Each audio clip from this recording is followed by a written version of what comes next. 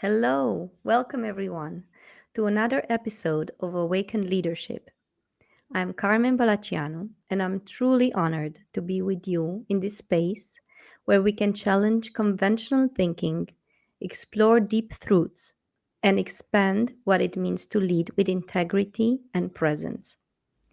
In today's conversation, we are diving into a profound and timely theme: what it truly means to lead with sovereign presence in a world that often rewards noise over depth. Get ready for a rich exploration that promises to be both inspirational and bring you practical insights. And we are absolutely honored to welcome Dr. Kate Hurd. Kate, welcome. You had lived an extraordinary life spanning newsrooms, conflict zones, and boardrooms. From becoming the world's first female cricket journalist to serving as a midwife in humanitarian crisis and earning your PhD in global maternal health, you're bringing unparalleled courage, clarity, and depth to every space you enter. Today, you're working alongside of the world's most influential leaders, coaching them to lead with integrity, resilience, and intention. You're also founder of the Sovereign Alliance, a powerful global movement that is redefining authority, not as dominance, but as something relational, intentional, and rooted in presence. Kate, it's a true honor to have you with us here. Welcome to Awaken Leadership. How are you feeling today? Well, thank you, Carmen. I'm when you read something like that, it's hard not to feel like my life's work has been, I guess, a great purpose. I don't dwell on it very often, so to hear you relay what I've done in my past is quite special. So thank you. Thank you for being here. And I know you're bringing a wealth of knowledge and information, and you've worked with so many amazing people. And I am curious um, how each of these spaces that you worked in, the newsroom, the conflict zones, and boardrooms, how did they shape your understanding of what it means to lead with sovereign presence? It's really interesting. People look at my career and think, what a really eclectic kind of life I've had. And it's true. I look at back and think, gosh, what were the connections? Why did I start in a newsroom, start with sports journalism, move into current affairs, then step into becoming a midwife, humanitarian work, and now and also interspersed with that was some corporate work as well. And so it does seem like they wouldn't all fit together. But what I found, which I think was most profound, is that a lot of the time, the work that I was doing was very, very much about people. It was about humans, humanity, telling people stories, being with people in some of their toughest moments in their life, and being able to, illuminate what was happening with them, to be a presence, to stand alongside them. And for me, all of those threads are woven into each of those professions, and certainly has led me to where I am now. And you've shown a bit of your magical sovereign power during the retreat that we have returned from the Audacious Leaders retreat in Transylvania. And I'm so curious how you do it. I mean, there was a moment there where someone made an audacious request, and you have showed what it means to be present, to be intentional, and not to be at all loud or taking the let's say the light towards you. You pretty much taken that light and shown it back on the person and made miracle happens. And how do you do that? What is your magic? We try to find out your magic throughout the retreat, and now it's the moment of truth. It's interesting you talk about the light. For me, those moments, we see them sometimes. When things happen, there's a bit of chaos. or some complexity that's going on, we see people go, "It's it, I've got it, okay, yeah, but hang on a minute, oh gosh, you know what's happening?" And you start to feel the energy in the room just rise, and people start to get anxious, and everybody starts. For me, it's a moment where I sit and go, okay, we've got something happening.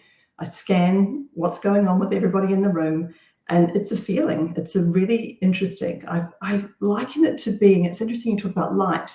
For me, I feel like I'm the lighthouse. I'm sort of standing very firm, very grounded where I am. I'm scanning what's happening. I'm illuminating that light out. Now, I can't stop the storm. I can't change, the tides. I have no idea which way those ships are going to go, but all I can do is kind of illuminate a pathway and, a safe passage, really. And so for me in that moment, it was, what can I do to support the person who was going through this? And actually, there's a couple of incidences, so a couple of people going through things. How is it that they can hold on to their own agency?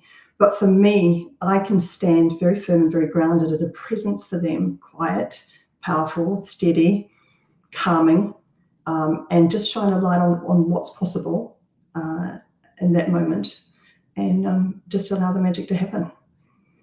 I love the metaphor of the lighthouse and you shining the light across and bringing things towards you. So I feel that the sovereign power as well as the awakened leadership is very well grounded in this presence, and it's not in searching for answers but allowing the answers, the solutions to come towards you, to attract them magically. Somehow you attract it magically, like the lighthouse will magically attract the ships coming towards the shore from the darkness into the light. You did that beautifully. And I'm curious, how do you do this with the leaders that you're working with? How do you remind them of this amazing power they have to become those lighthouses themselves? I think a lot of it is in the reframing. Okay, people come to you and they think that the issue that they have is chaotic, or it's no one can solve it, or they're the only person that can deal with that because they are the leader, right? They're the top of their game. And I work with celebrities, I work with sports people, I work with corporate people, I work with people in creative arts. Everybody really, when it boils down to it, has a very similar issue at the very top. And it's very hard to be at the top. I would say it's not so hard to get to the top. It's really hard to stay at the top and to be able to stay in this kind of presence. There's a lot of expectation on you, a lot of things coming at you all the time. And to be able to stay grounded and steady, to be that lighthouse is really, really difficult because people think that the people below them or the people watching them want a performance. And so we often go into performance because it's easier, right? Yes, I'm going to do this. Have a look at this. Gosh, and we go into ego. And we go into ego and performance. And before long, we can't keep up with our own expectations and our own ego. It gets really tough. And so a lot of it is bringing people back to who they actually are, at the core of who they are. What are their values? How do they want to show up in the world? All those things. It's very, very key for leaders to actually just to bring them down. And just to bring all of that ego away, strip them of their title in the moment. I don't care about anybody's title at all. I've had a few titles myself, and they weren't the true who I was. I think people get so excited about titles and all these different things. And for me, it's more about presence. And so I think the key moment for me, and it came in the corporate world, was and in broadcasting and in the corporate world, was those moments when I resisted being reshaped in that room. And I found that when I stood in my own power, I was able to shift the room. So it was a quiet way of being. Again, in humanitarian work, exactly the same thing. There were times I didn't speak the language and I needed to save someone's life. And how do I do that when I don't have language and I look different from them? They've never seen a white person before. And how do you hold them and be able to, make something happen very quickly? So yeah, it's really just being really rooted in who you are. It takes a lot of courage to go deep inside and find out who you are, so you can get rooted in that power. And you mentioned how leaders, they are at the top and they have this impression that they need to perform, and sometimes they have this feeling that they are alone. Mm. In like the I have this image of the tree right on top of a hill, and it's alone there are no other trees around, and they kind of looking down at the valley full of other trees. But in reality, what you're saying is this element of connection with who you are, and connection with others, and less connection with that ego part of identity, with who we think we are, or who we should be. What is the title, what is the Yeah. position, what is the importance that I give to myself. So removing more of those elements and connecting deeper within with ourselves, and being grounded in our presence. I loved your stories about humanitarian work, and I know of you because you shared with me in the past. And I would love if you share with us today a situation that challenged your leadership, that situation where you felt that, wow, okay, I really need to dig deep right now to be grounded in who I am, and be present in the moment with that calm and that energy that you were portraying so many times. Would you feel comfortable to share with us a story? I could. There's many. Some of them probably not not good for now. Yes. Uh, there's some darker stories. But I think it was very early on in my time when I stepped out and to do this work. And I remember I had my lovely white lab coat and my wonderful Western construction of knowledge that I had. And I went bouncing into the field and I was going to save the world. And that was my mentality I had, right? So I was young and fresh and very excited about what I was doing. And I remember um, getting into this situation, and the first situation was, when we take care of women, particularly in our country, we really are with the women. We really want to take care of them. There's a lot of touch. There's a lot of all sorts of things to support them. Well, women where I was stationed at that point didn't want to be touched. They didn't want anyone in with them. They weren't used to kindness. They Mm, weren't used to anything. Also, I had many situations where families or women themselves were choosing not to seek care. So some of them were choosing to die over seeking care. And in that moment, when you are, but we can save you, and I'm the leader here, and so therefore you need to, kind of mentality, and you see it a lot. yeah. Um, One of the strongest things you can do as a leader is listen to the people. People have their reasons for doing what they do. They have strong faith that they believe that their life is in God's hands.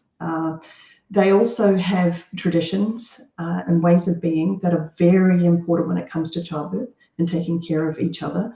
And so, one of the I called it, I kind of went from bravado to bravery, right? I went in with this bravado and realized it was, really brave to stand back and actually say, you know what?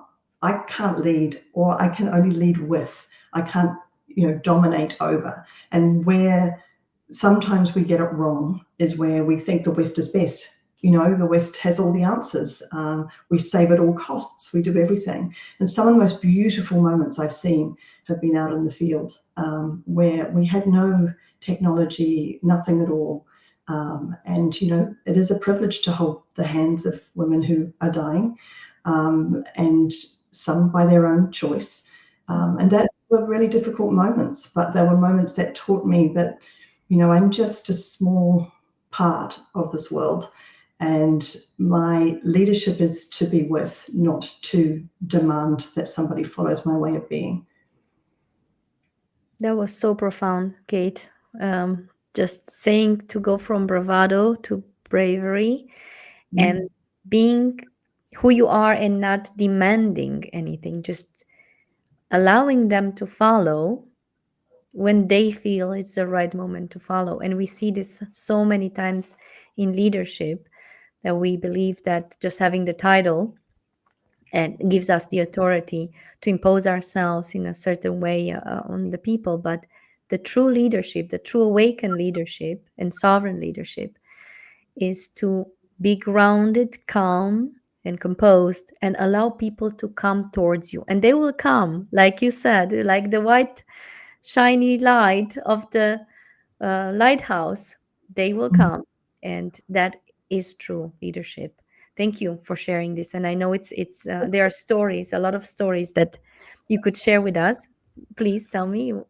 I was just going to say, it's really about giving people the dignity of their own human experience. And I think, we oftentimes, when we become higher and higher up, we believe that our knowledge that we have, these titles that we have, this education that we have, this world experience that we have, that therefore we should be the dominant voice.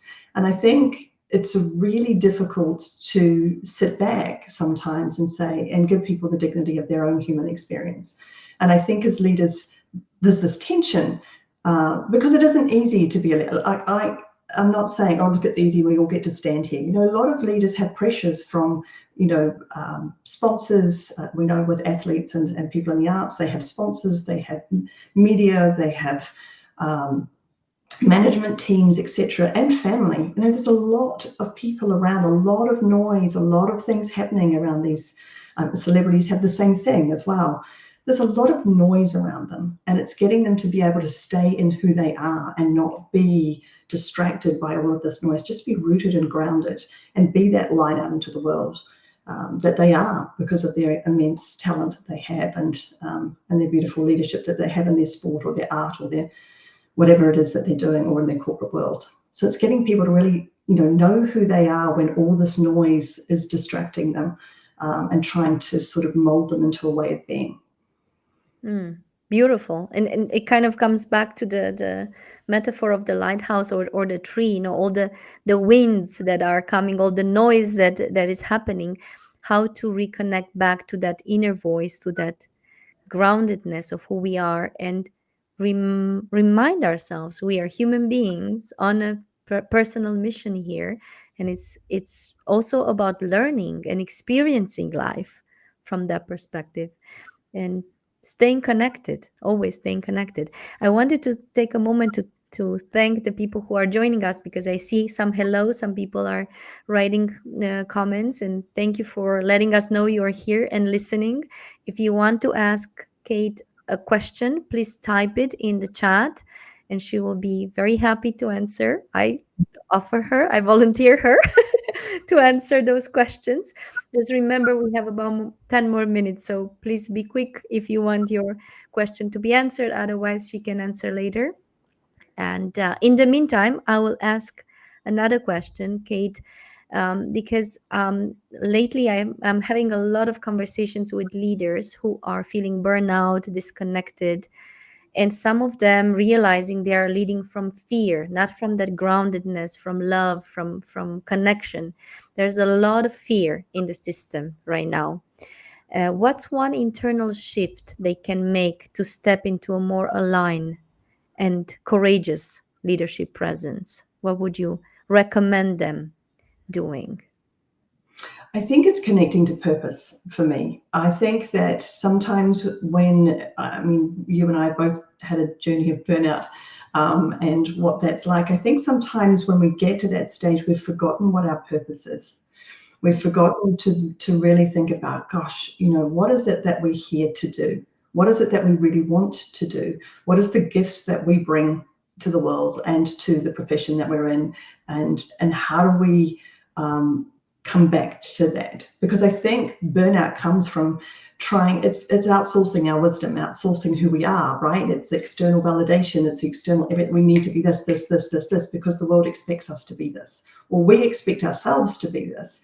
And that's when we start to lose ourselves and we go off track, and the burnout begins, because we feel like, for me, it was, my whole ego around the need to be needed. Oh, I have to work this hard because they need me.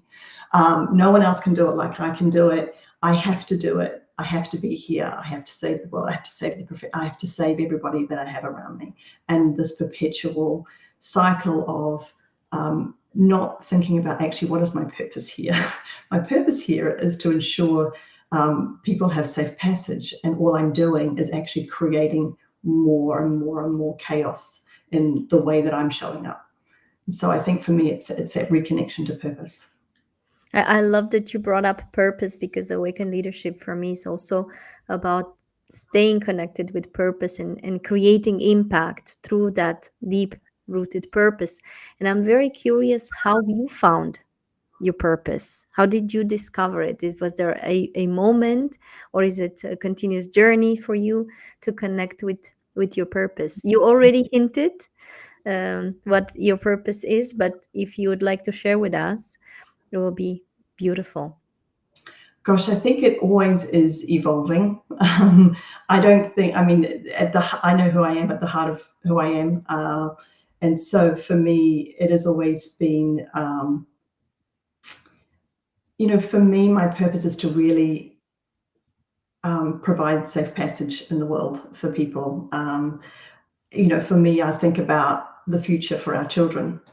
It frightens me a little to think about what our children are going to inherit right now. And so for me, my purpose is really around humanity. It's always been around humanity, telling people stories, illuminating the stories of people who have no voice, standing alongside others who aren't able to, speak freely. Right now, we have a nation in this world who is unable to speak freely. And so therefore, I don't belong to that nation. So therefore, I have a purpose in being able to speak on their behalf if they allow me to. So just to ensure that their voices are heard. So for me, it's always been about this illumination, this ability to be able to support people and to support humanity in a way that everybody is seen and heard as much as possible. And right now, a story that you shared with me comes to mind, because you mentioned bringing those voices, make those voices heard that are otherwise not heard, but also illuminating the talents of people that are otherwise unseen. And I remember now, maybe you want to share with us a story of so many instances where you find athletes, young athletes, who are really, really talented, but maybe their parents don't have the money to help them shine in competitions, and maybe they're not yet there with their confidence, but you can see that raw talent and you see the passion and you connect with their heart. And those are the people that you pick for your teams, for your gymnastic teams, and they become champions. And otherwise they would stay probably in the shadows and not be seen, but you have this special ability to spot them and bring them into the light. Would you care to share a little bit about these experiences? Look, it's not just athletes. I seek out people who have, let's just say, that have not been favored. People who I believe have incredible heart, incredible purpose, who are driven to have a mission in this life, whatever it is that they choose to do, whether it's sport or like I said, arts or the corporate world, or it's something bigger than them. And I seek those people out. And sometimes they've been shunned. Sometimes they've been dropped from teams, like in, my hobby, which is supporting gymnasts. But yeah, for me, it's very easy to take the top people who are performing at their very best, but to actually look the layer below of the people who are really striving, the ones who have the heart but maybe not the backing. They might not have the right connections. They may not have the right, as you say, funding behind them. Or maybe they're just really unclear. They know they want to do something, but they just really can't see it themselves. And they need someone to illuminate that light for them so that they can see it. That's where my passion is. That's the people that I love to work with.